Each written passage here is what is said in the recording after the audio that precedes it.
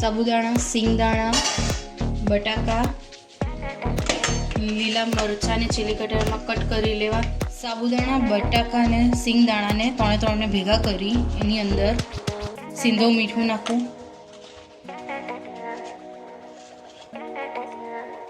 સ્વાદ અનુસાર સિંધો મીઠું નાખવું. મધ, કચરા, વાટેલા મરચાં નાખવા, તમારા સ્વાદ મુજબ તમારે નાખવા. ત્યાર પછી થોડોક લીંબુનો રસ નાખવો અને હવે આ બધી વસ્તુને ભેગી કરી દો.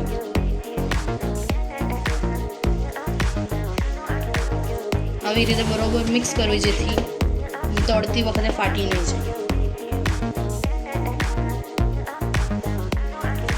તો આપણો આ સાબુદાણા બટાકાનો માવો તૈયાર છે.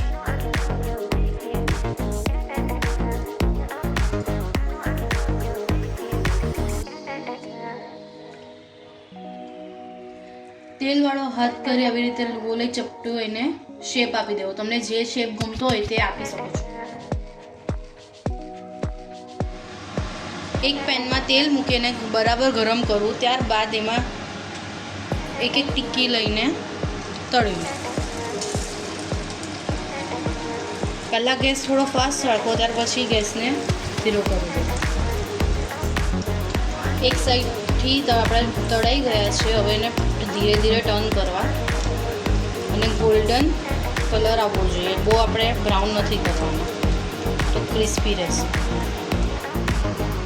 તો આપણા સાબુદાણાના વડા આવી રીતે તળાઈને રેડી છે.